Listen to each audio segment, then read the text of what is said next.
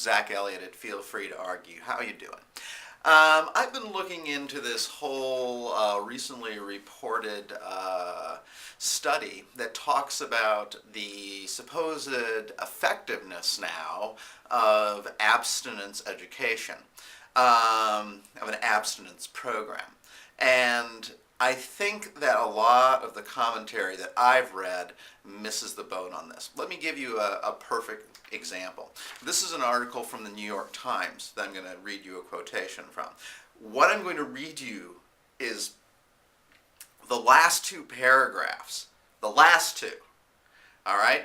I think it's important to remember that these are the last two paragraphs because they are actually the most important part of the article, and they're buried at the very bottom.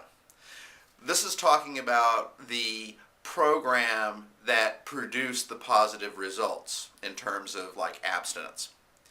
Ms. Brown noted that the abstinence-only classes in the Gemmett study, the one that just demonstrated the success, centered on people with an average age of 12, and that unlike federally supported abstinence programs now in use, did not advocate abstinence until marriage.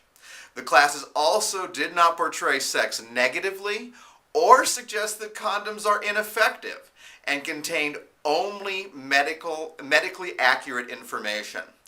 Dr. Gemmett's abstinence-only course was designed for the research and is not in current use in schools. Now, I read article after article on this because I just found it something interesting. And I noticed that almost all of the articles, and the more mainstream the source was, the more likely it was that the information about how this study was different from everything that currently exists was inevitably buried at the bottom. Okay? And like I said, the more mainstream it was, the more likely it was to be at the bottom of the article. Now this is one of the few articles that got it right. This is from Newsvine. I'm going to read you the first two paragraphs of this article. This is for Lindsay Tanner, an AP medical writer. Billed as the first rigorous research to show long-term success with an abstinence-only approach, the study differed from traditional programs that have lost federal and state support in recent years. The classes didn't preach saving sex until marriage or disparage condom use. Instead, it involves assignments to help 6th and 7th graders see the drawbacks to sexual activity at their age, including having them list the pros and cons themselves. Their cons far outnumbered their pros.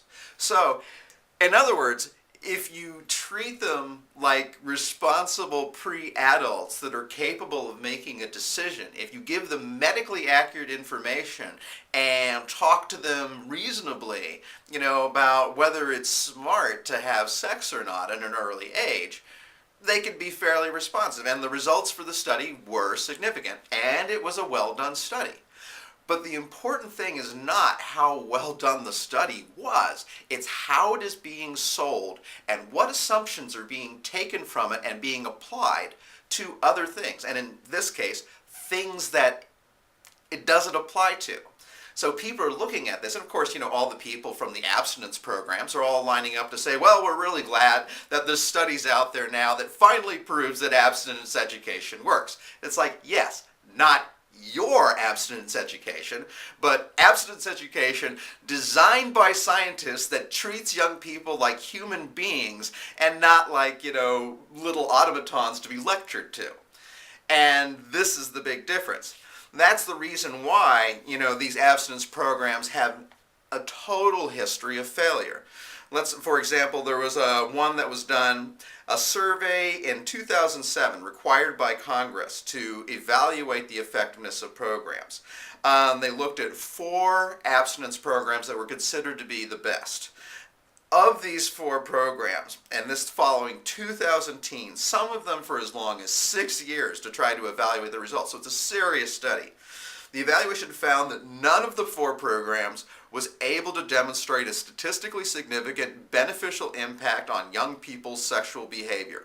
Individuals who participated in the programs were no more likely to abstain than those who did not.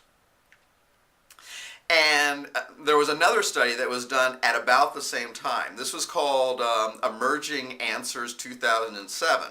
And this study concluded there does not exist any strong evidence that any abstinence program delays the initiation of sex, hastens the return of abstinence, or reduces the number of sexual partners. So there you go. Well, why? Why is the big difference between these two? And it's because these programs are usually started by Christian organizations. They have a strong moral component. There's a strong lecturing aspect to them. And they don't represent the world that the kids already know about. So if they lie about condom use and the effectiveness of condom use, then the kids are going to know that because they know kids who've had sex with condoms already and it hasn't resulted in STIs and it hasn't resulted in pregnancy. So telling them that if you use a condom that it won't work to stop pregnancy or to stop STIs won't wash with kids who already know that that's not true. And I think I also want to look at like the standards, because I actually found a place where they listed the standards. I couldn't believe these standards. These are the standards that a federally funded abstinence program has to meet. And these are based on what was called the Adolescent Family Life Act and further codified by certain changes that were made to Title V of Social Security.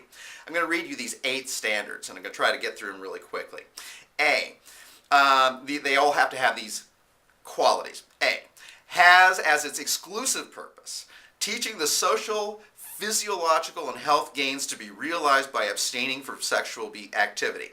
B, teaches abstinence from sexual activity outside marriage as the expected standard for all school-age children.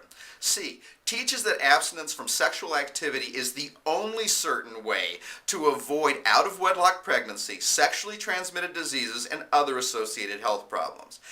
D, teaches that a mutually faithful monogamous relationships in the context of marriage is the expected standard of human sexual activity.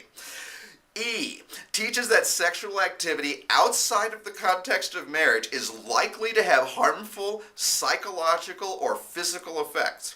F, teaches that bearing children out of wedlock is likely to have harmful consequences for the child, the child's parents, and society. And G, teaches young people how to reject sexual advances and how alcohol and drug use increases vulnerability to sexual advances. And finally, H, teaches the importance of attaining self-sufficiency before engaging in sexual activity.